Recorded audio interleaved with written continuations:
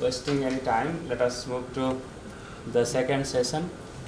And my colleague Dr. Chandrasekhar Bainpati will be moderating this session. But there are changes. Dr. Anita Gupta will not be able to join with us. So in that place, and since Dr. Satyaprasad has already spoken in the inaugural session, may I request our energy department officers who are joined with us to come to this panel. If I may request Mr. Suresh Chandra Maharana to come to the front, and he is basically EIC electricity and PCEI and state designated authority on energy efficiency. So sir, welcome to NISER. And then we have with us Sri Manjeet Singh Puri, the former diplomat and currently working with the Energy Research Institute, TERI. And I really thank Dr. Gopal Krishna Sadangi for connecting with Dr. Sri Manjeet Singh Puri, actually, and he will be basically talking about the diplomatic part, or the political part at global level. And we have with us Dr. A.K. Nayak, head of NCPW, Nuclear Control and Planning Wing, Department of Atomic Energy, Government of India. So with this, now we may start. And Dr. Chandrasekhar Bainpati, he is also part of our team of this DST Center for Policy Research. Currently, he works at IIT Tirupati, and he is a great economist. He has published quite a lot on climate change issues. So he's really an expert. He is now dealing with a mega project with multinational, many countries in the world. So over to you, Dr. Chandrasekhar Bainpati. So thank you, from the last so Manjeet Singh Puri. So now the floor is yours. Mr. Moderator, thank you very much, Professor, etc. I kind of figured out why Dr. Das called me and said, wear a tie with a suit. Dr. Das, to get it all for all of you, I used to be India's ambassador to the European Union, deputy permanent representative to the United Nations. I have led India's delegation at the climate change negotiations for years and am now associated with TERI. So I do have an idea of what the world is about. I want to tell you I'm very honored to be sitting on the same side of the table as Dr. Grover. I hope he's still there. I can't see him from here. Dr. Grover. I must tell you, Dr. Grover is one of the pivotal individuals about so much of the change in India that you see. The civil nuclear negotiations and so on. Dr. Grover, honored that you are here, and thank you very much for those absolutely excellent remarks. Friends, I want to bring you down to reality. And I'm not here to give you a lesson on what you should do in your place here. I want to tell you what the world is about and what's happened. First, a few little side shows, and please stop me when you want me to. A little side show. Odisha's situation, as I look at the figures, is not dissimilar to that of the situation of China, and you will wonder why. Why do you think China's emissions are so damned high? It isn't that they're doing everything wrong. The consumption is not happening in China. The consumption is happening in the Western world. In the case of Odisha, how come that this is one of the states with the largest electricity production, and yet its own grid, etc., is so small?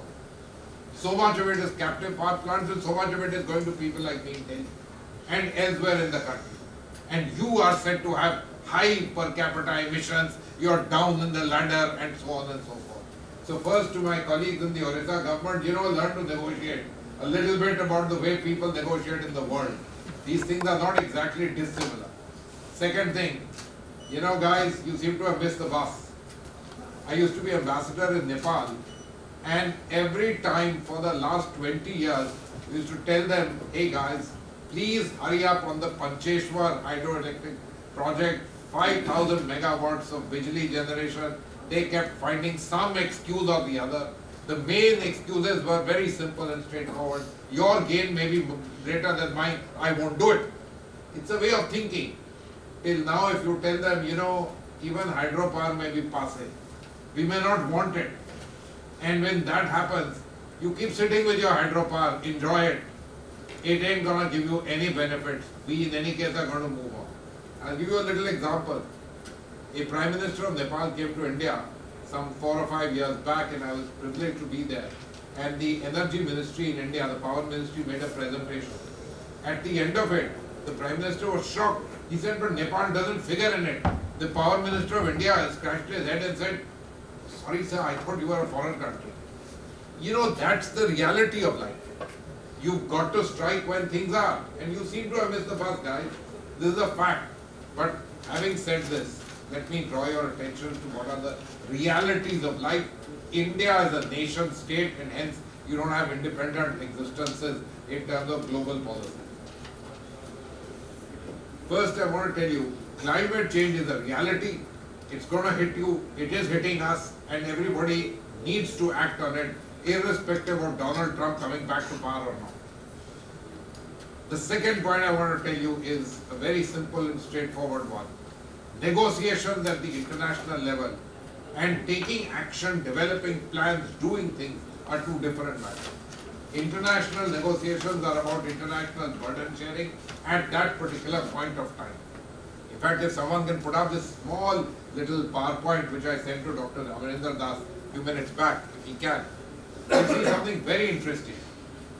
In 1992, when the UNFCCC, the Framework Convention on Climate Change, came into being, the entire game was a simple one, North versus South. And a concept called common but differentiated responsibilities was agreed. Why did they agree? Because actually the United States by then was the sole superpower in the world. The USSR had been vanquished, and so in a moment of global sweet spot, they agreed. That's how the WTO came into existence. In 1945 also the WTO had been agreed upon, but the US Senate refused to ratify it because it would have gone against their grain. So these things happen in the world and you have to take it. And why has the convention not been able to deliver? Because soon after that, soon after 1992, things changed in the world. The rise of China started happening. Russia also became a bit of an important player, rebound, etc. And the United States started finding it extremely interesting that this common but differentiated responsibilities should go. And instead of equity, let's start stressing on equalence. And look at the state of play. Now, these negotiations are essentially not between the North and the South. They are between all countries in the world against the emerging economies. And I'm afraid we are in the lead. And the reason why we are in the front is that the Chinese worked very hard in the last 20 years and grandfathered everything.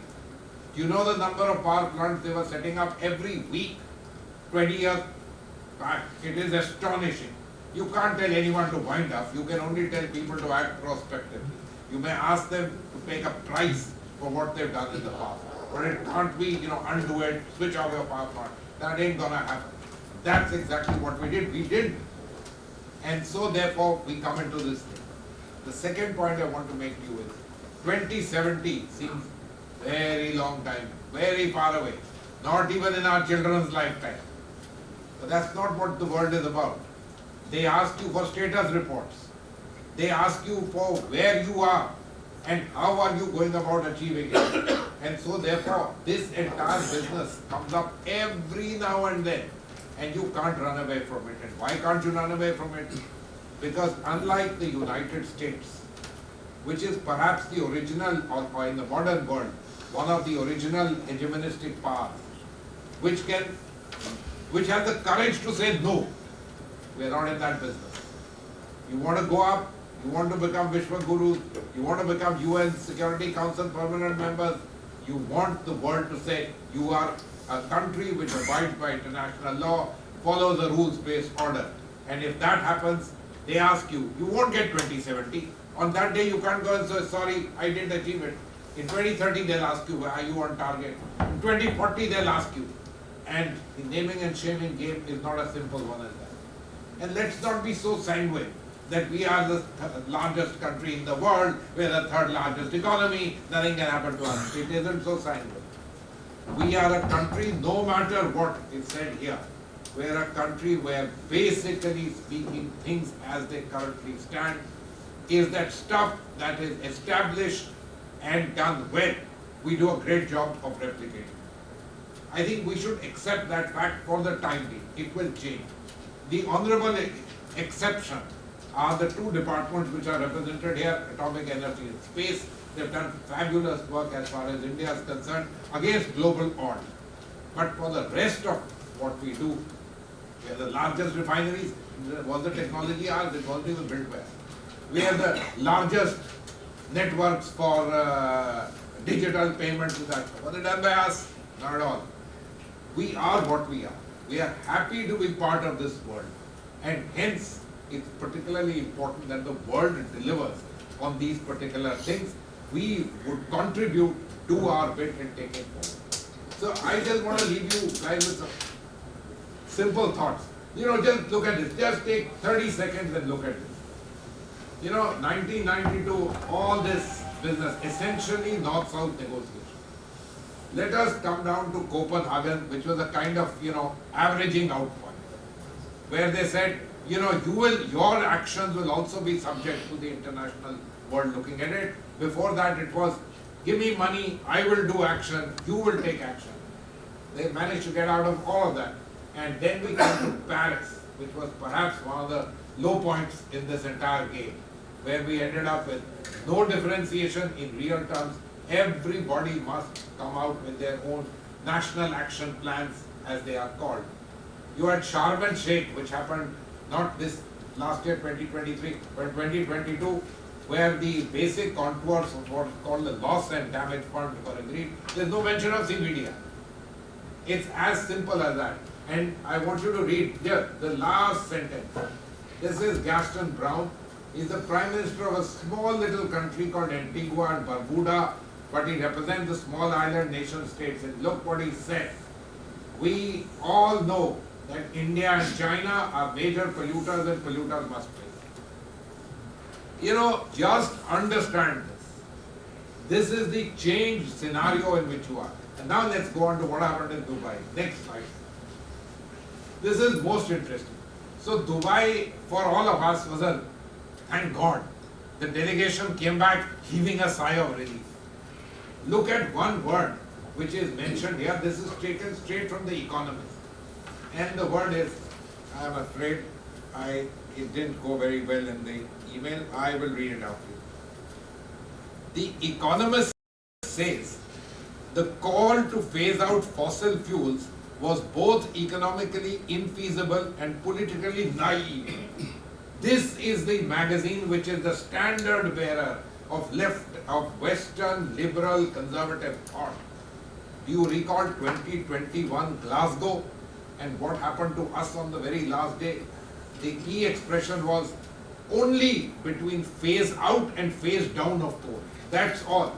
Do you think the Economist would have been reporting this? Look how things change. A simple set of facts.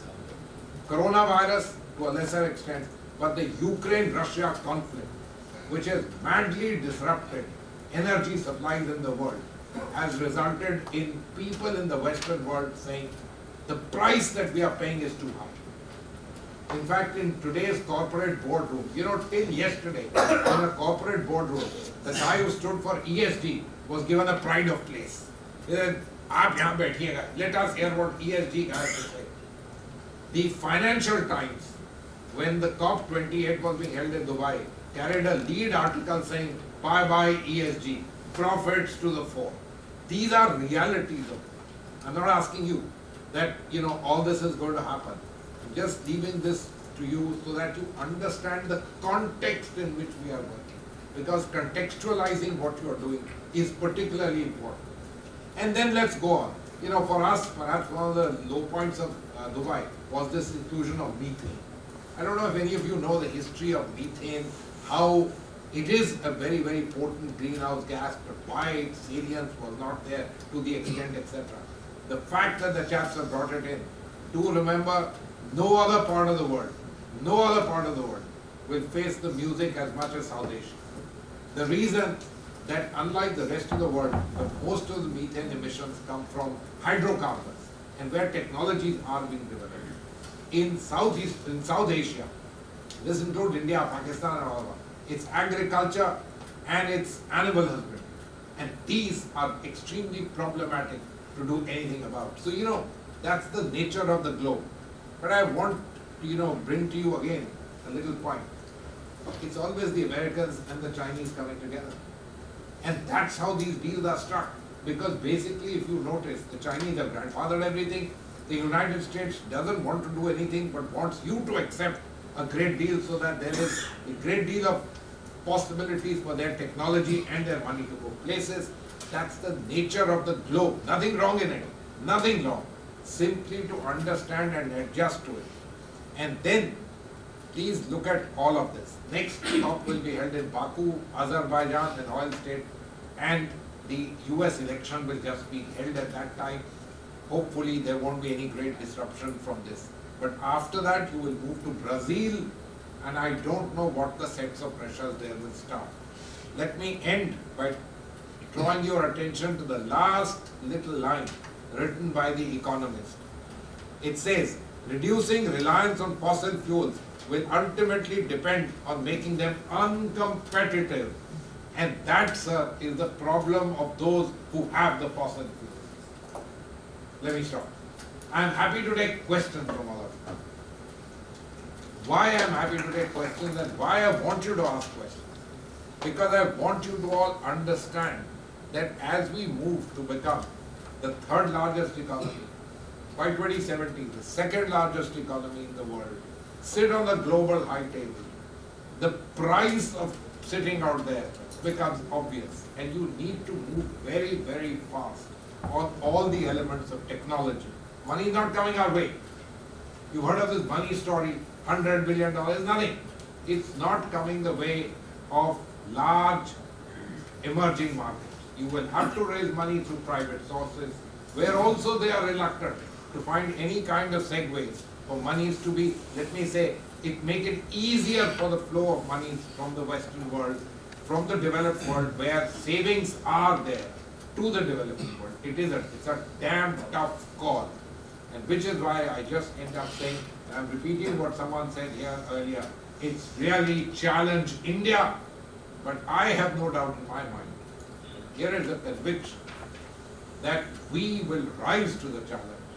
We will make this challenge one into an opportunity for us. And I therefore, want to end with what is today politically a much said factor. It is Amrit Kal for us. And so therefore, let's focus on it. But remember, the challenge is of an extraordinarily high level that we are facing, and 2070 is not at the time of my grandchildren. Thank you. Okay. And we have to finish it quickly. There is any clarificatory question? One question I can entertain now.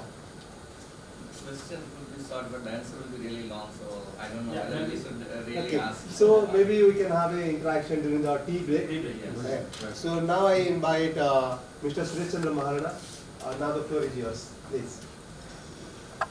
You invited. I am representing Department of Energy, Government of Odisha. And just as I came to know that Odisha has come up with so much achieving such a good target, we are in a better position in spite of so many calamities and difficulties. We are coming up. We have come up in all spheres. Whenever any calamity came up, we rose up to the occasion, and we are the number one example in the world to fight against any disaster. So at present, I am the engineering chief electricity, technical head, electrical technical head of the state. I am the principal chief electrical inspector, Odisha, responsible for all electrical inspection safety. And I am the EAC, which is the statutory body for safety measures as per CA regulation. More than to this, EAC electricity is the state nodal agency for setting up EV charging stations. And EAC electricity is the nodal agency for energy transition of the state of Odisha. and some more responsibilities have been entrusted with ESC Electricity. In this way, I am to say that our ESC Electricity Office was established in 1946, prior to independence. Odisha got independence. It became an independent province in 1936.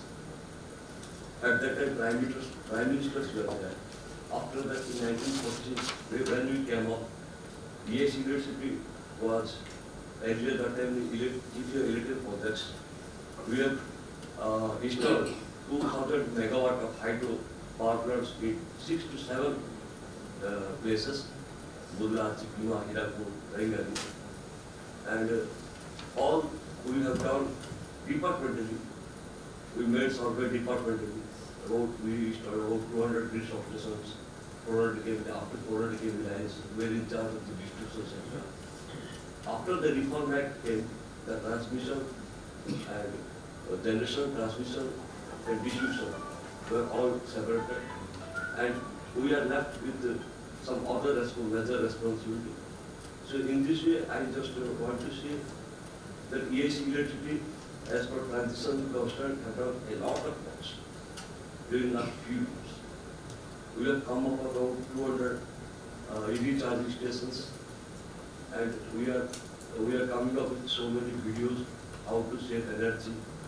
In fact, in Marietta, I used to say that 1 unit of electricity emits 720 grams of carbon dioxide. That was my slogan, and my slogan was net zero emission. This way, we have motivated all the people of Odisha, and wherever you go, you will find in more theatres or billboards. There is always some messages for energy conservation, and our Honorable Chief is also very happy to promote such things. Along with, we have also come up with RE policy 2022, renewal policy, which is appreciated throughout India, and we hope we will come up with so many projects further, solar, wind. Although our geography, Odisha geography is very different. It is a different terrain than other states. You cannot find plain areas, so you cannot go for solar as in huge amount. You have to, in a scattered amount, you can generate solar. And also wind power, we have also wind energy available with us. But evacuation problem is there because of difficult terrain. Under such all circumstances, we are still going ahead.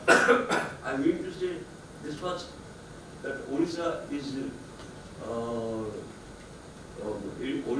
sure that it can achieve as per its aspect is concerned. We had made some presentations of Odisha transition 1 year back, how to Odisha can achieve all these energy transition by 2030, how can we reduce emission by 40%, and we can depend on fossil fuel only up to 40%. We can use renewable energy.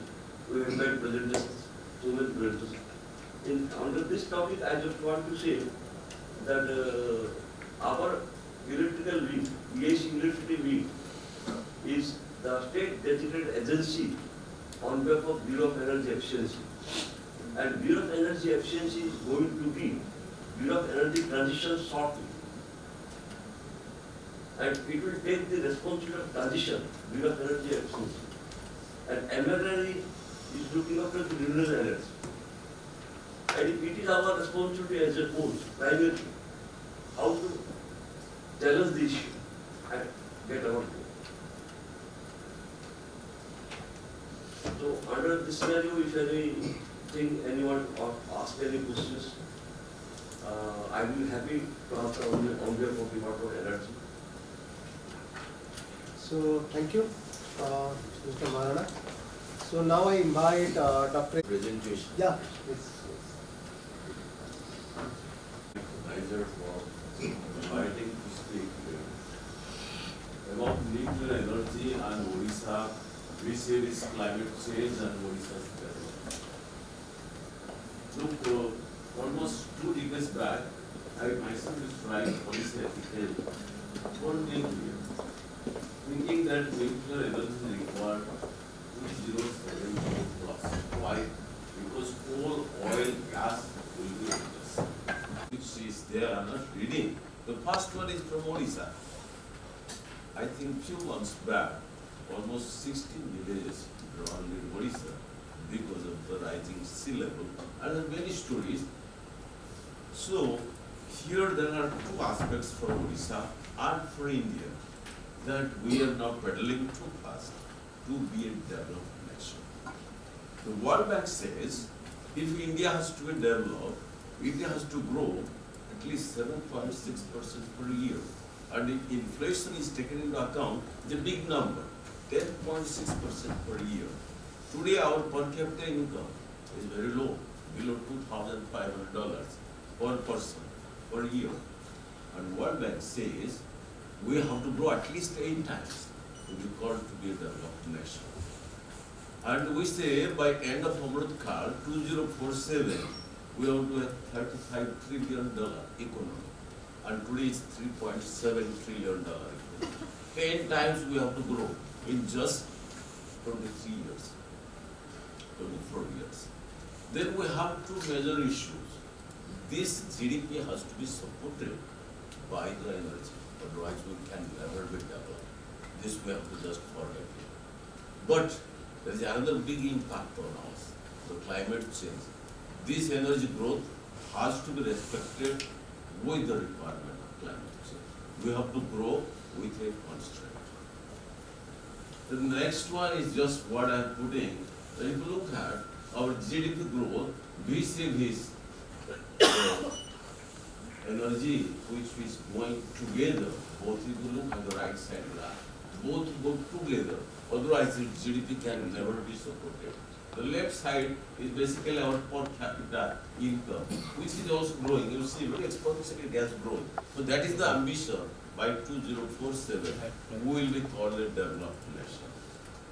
But this morning also, most of us spoke that our per capita energy consumption is one of the lowest. I'm doing energy, not electricity. Why electricity? Those days are over. Tomorrow, everything we have to generate from electricity only, nothing else. So that is why I'm saying, today our per capita energy consumption is one of the lowest in the world, bottommost graph. The China growth today is 4 times higher than us. All other developed countries, 11 times, 15 times, 22 times than us. So what is our dream to be a developed nation? I have just plotted from 2005 to 2020, the total energy consumption of India is growing like a straight line. And by 2020, our total energy consumption in India is just below 10,000 terawatt-hour per year. If I just go in the same straight line, India will not be developed, but our total energy consumption requirement will be 20,000 terawatt-hour per year. If we want to be like that of China, we need at least 40,000 terawatt-hour per year. And Dr. Bhubaneswar and his group have calculated to have a HDI of 0.9, we require 28,000 plus, if I am correct, terawatt-hour per year.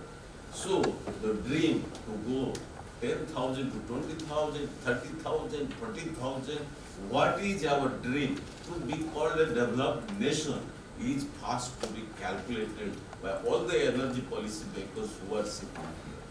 I will say that can we dream of 40,000 to reach that of China at least? Question. So what is the constraint? The left side graph shows how much CO2 globally is emitting. Today globally we emit 60 billion tons of CO2 per year, almost. And to reach 1.5 degrees Celsius, the time is left is hardly 8 to 10 years. And to reach to 2 degrees Celsius limit is hardly 20 years from today. These are all calculated by the IPCC and IEC reports. The right side table shows who is emitting how much CO2 for 1 unit of electricity. If you look at France emits the lowest, it's only 90 grams CO2 for 1 unit of electricity. As you rightly said, Odisha emits close to 800 grams of CO2 for 1 unit of electricity because most part of electricity comes from burning coal. And to respect what should be the unit of grams of CO2 it has to limit for 1 unit of electricity, the number is below 12 grams of CO2 for 1 unit of electricity if we have to reach or limit the 2 degrees Celsius. And that is why the qualifying energy sources, which Dr. Grover also said, is only nuclear and wind. Even solar also doesn't qualify. It generates almost 40 grams of CO2 per 1 unit. The choice is with us. We have to destroy a planet and grow, or we have to save a planet and grow. It is not for Odisha alone. It is for India and the globe. Now the question is, how much renewable potential the nature is giving us? Let's know it. We all talk about solar, wind and all. These are all calculated by MNRE, Professor Shukatme, as well as NISER. The maximum solar potential India is having is hardly 2,000 terawatt-hour, 20% of today's total energy consumption. Wind is another 1,000, hydro is another 780.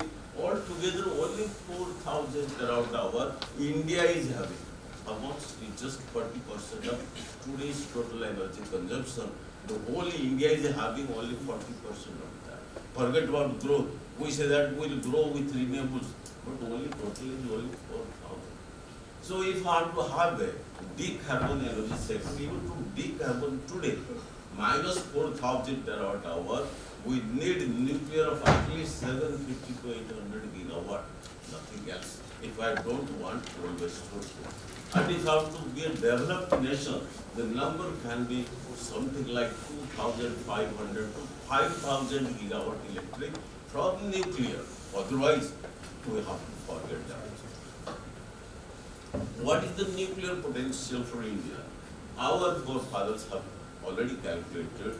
Dr. Bhava, he had gone ahead with the 3-stage program. The first stage, second stage and third stage, all together, the country is having, the potential is having almost 14 lakh terawatt-hour. And if I divide by 100 years, for example, India can supply almost 14,000 terawatt-hour per year from nuclear alone. Big question. The coal plants will keep on retiring, and this is a fact. By 2050, suppose the coal plants are not giving extension or new plants are not built, almost all coal plants will be off the grid, and that will create more than 220 gigawatt electricity will be off the grid. What America has done? America has surveyed almost all its coal plants. If it goes to the grid, from nuclear they have found out almost 250 gigawatt electricity can be produced. So it is a question of transiting from coal to nuclear for India also. Most important, the captive power plants, which we just started discussing here. In India, the captive power has grown from 42 gigawatt electricity they consume just in the last 8 years, 2 times. And they are very small. Most of them are of the range of 100 megawatt size. And they are highly energy intensive industries like steel, cement, chemical, metallurgical, mineral industries, including mining. They most consume 80 gigawatt electricity today. And if India will be a developed nation, the projection is that by experts, these captive powers can grow from 3 to 8 times. So almost by mid of the century or by 2070, the calculation is that at least 500 gigawatt electricity will be required for captive power plant if India has to be a developed nation. And where so much energy has to come? If I leave out the solar, wind, their minimum potential, nuclear has to supply for captive power plants at least 500 gigawatt if you have to be a developed nation meeting these industries. Next part, look at steel industry, the biggest. This is exclusively I'm talking about Odisha. Odisha is the leader for steel industry in India because Jindal Steel, Tata Steel, Vedanta Steel, Ramkla Steel plant, and they are all growing also to that. If you look at the steel industry growth in India, the steel production is expected to grow from 100 million tons per year just 2 years back to something like 600 to 800 million tons per year by 2070. This is the projection. And as Dr.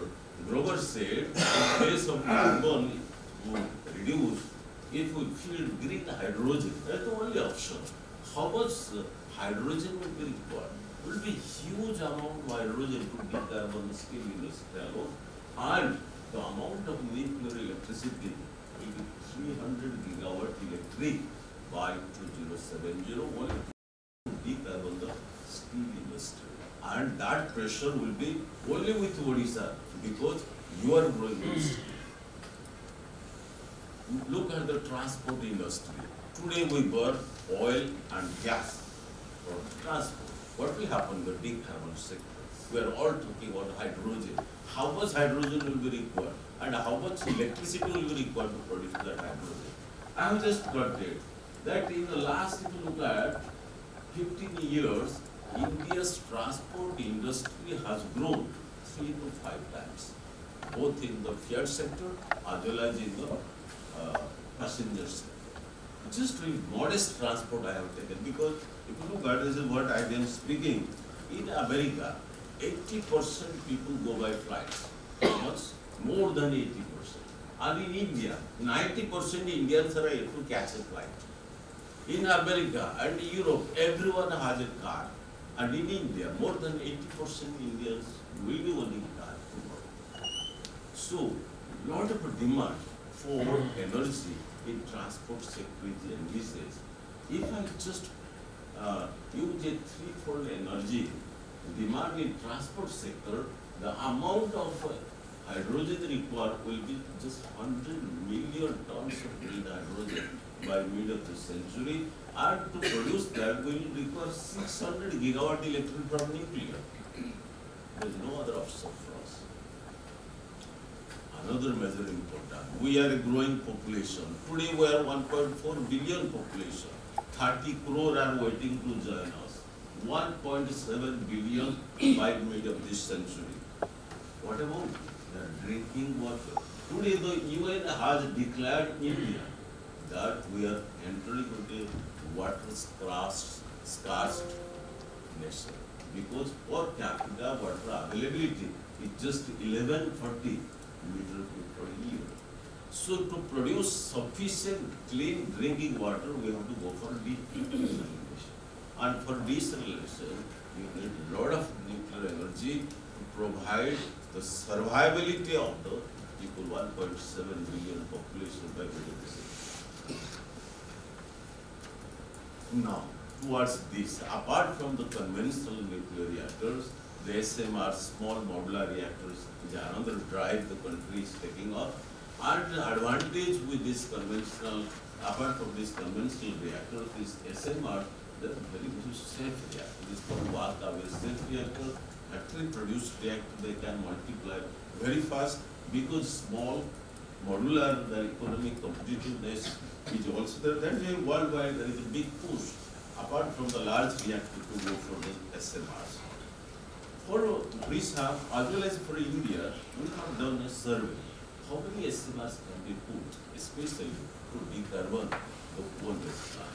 For example, in Talcher, today the existing thermal power plant was producing 460 megawatt, and if we replace by SMR, it can produce more than that, almost 600 megawatt. Similarly, in Guru Gobind, Ropur thermal power station is producing 1260 megawatt. That area, if you just flood with the SMR, almost 14,800 megawatt can be produced through small modular reactors. We also did survey with the Nalco captive power plant, whether we can decarbon the captive power plant. So there is a possibility to rope in either 1200 megawatt SMR, even the area can be further expanded to have 2400 megawatt electric to decarbon the captive power plant of Nalco, because Nalco wants to double its expansion.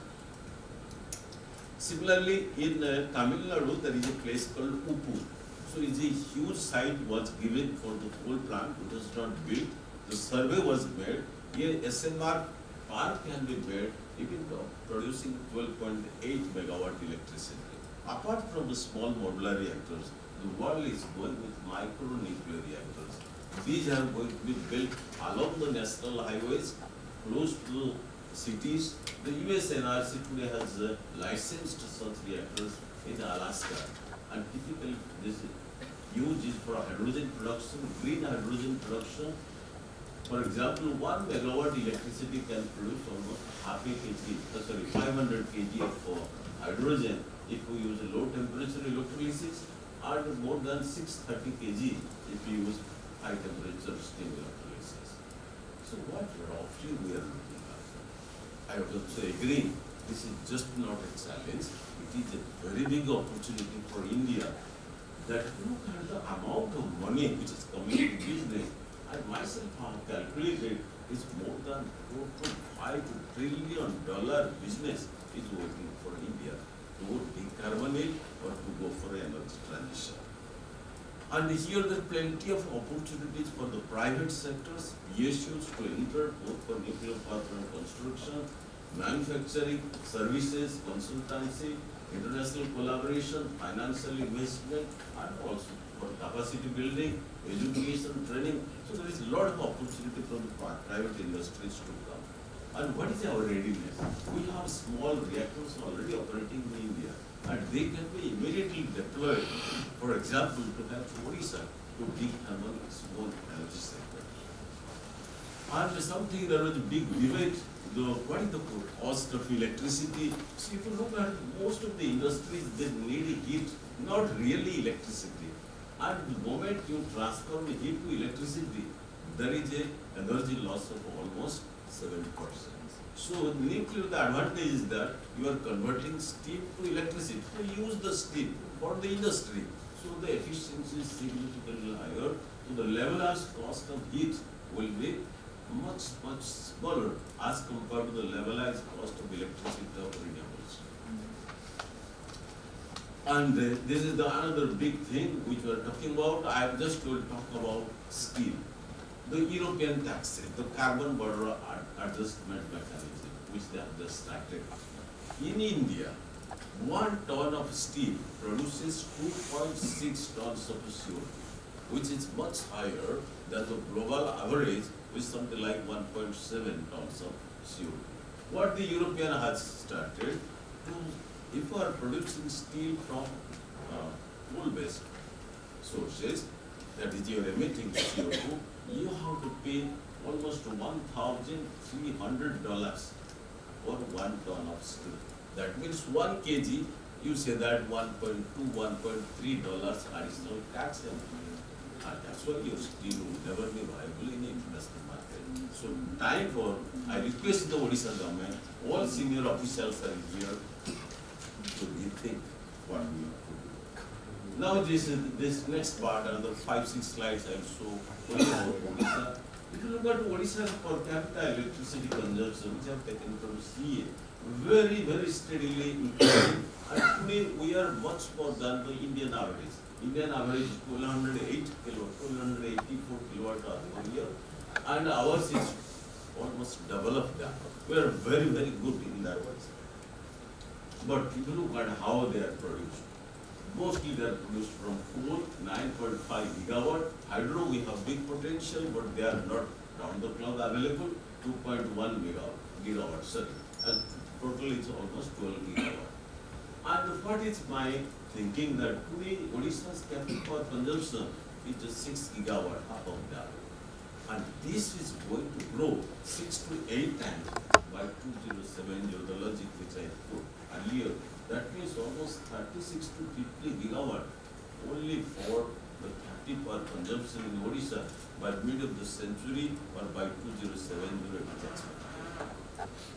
Renewable potential of Odisha.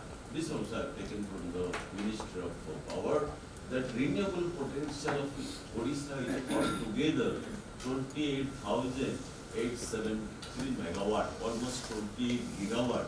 But as you know, the capacity factor of renewables is very small. If I just multiply by 0.2, the total amount of energy is hardly 50 terawatt hour per year, or we can get only 5 gigawatt. That is the issue of Odisha's renewable. Sorry, there is some drafting has happened. So let's leave this slide. Now, what would be the decarbon strategy with nuclear for Odisha? One is the replacement of existing coal plant, something I have shown, and construction of a new nuclear power plant. So this already I have shown. The NALCO in the first one, NALCO has shown interest to decarbon its energy, the captive power plant through small modular reactor. I request the state to help NALCO to decarbon so that it can sell its product. This is one. Second, coming to the brownfield like sites, for example, Talcher, for example, it was producing 460 megawatt. Myself, along with some of the team members of NTPC, we have done the survey. It has a potential to go even 50% higher. So this is the second part. Similarly, you have other sites like this is the thermal. Yeah. So in the thermal, today it produces 1740 megawatts. We did a survey and it shows that several large number of small modular reactors can be built in this thermal power plant. And similarly huge number, I say that several hundreds of SMRs can be built in the Vedanta state, in the Vedanta thermal power plant. It is large, huge land is available and a time for Odisha to reach.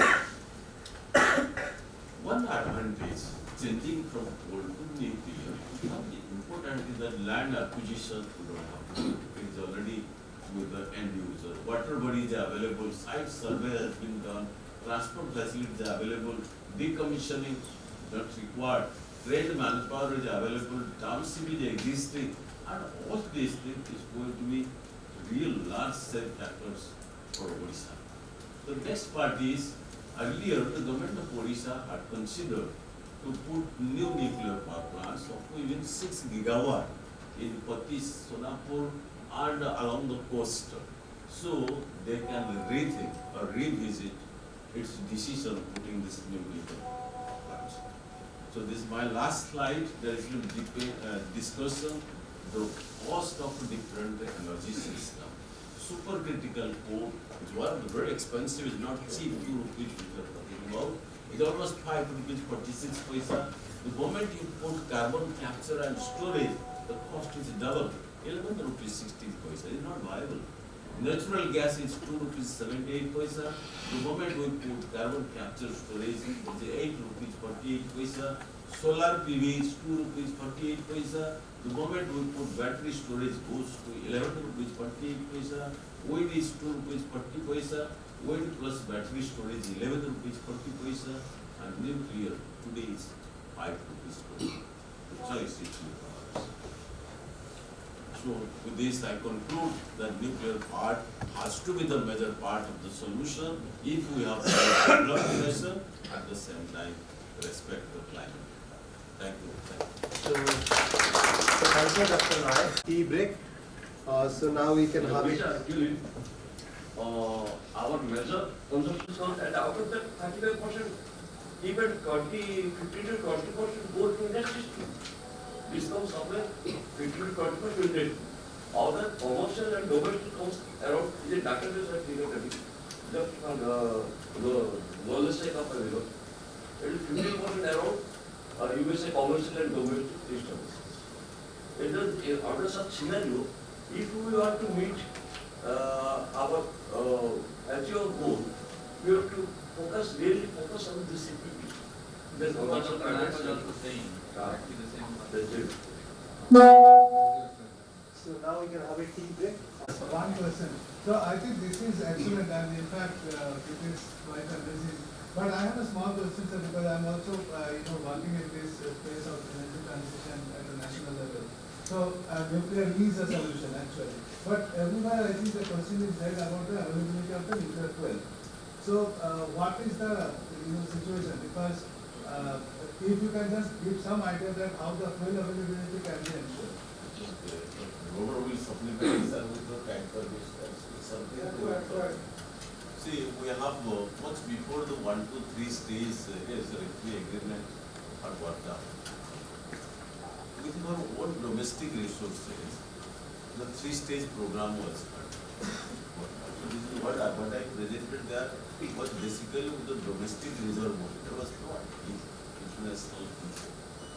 So that itself, if you go for close fuel cycle, there is one natural uranium, take uranium, produce more uranium, then burn thorium, produce uranium to 33 and go ahead. Then itself has a potential of the number 1,34,000 terawatt hour is a huge number the country has. Because the technologies are today not available. The second stage just we are trying to commission. Third stage technologies today are not available. Because as I started with the word, nuclear would not have been talked today, the climate change would not have caught our mind. Honestly speaking, that is the truth. Because it has caught the next, we have to accept the next. So that is why the third stage technologies are not on the spot. That's a big deal. But with the imported food, which Robert will help us, that we can have uranium import from our product. Right? So the dearth of the uranium supply is nothing. I think, sir, you can argue about police part. Well, I think you have said it basically now after the next section of the nuclear supply guideline in 2008, we are able to import uranium. And for all our reactors, which are IAEA safeguards, and we have been importing uranium mainly from Pakistan. Some have been imported to Uzbekistan also, and then maybe we will be able to import. So we have to build more pressurized high water reactors, which is a known technology. This is value chain is there today. And other technologies are under development, and development work has to continue. But having said this, I must also add that uranium prices globally are increasing. Because energy security is also part of it, because if we completely depend on the imported uranium, so that will also That's the reality. We don't have much of, we have some uranium, but that is not sufficient for our requirement. We are importing the uranium, and the price was, 10 years back, price was as low as 30 pounds,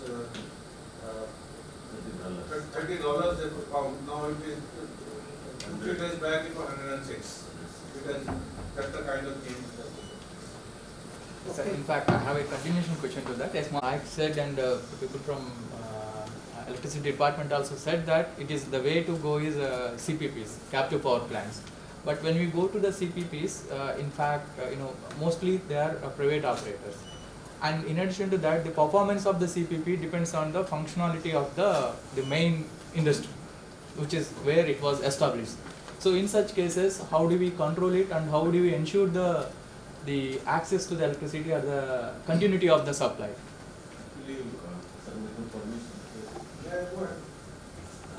In Mumbai, we will call all the serious players, including some of these industries who are holding CPPs in Odisha.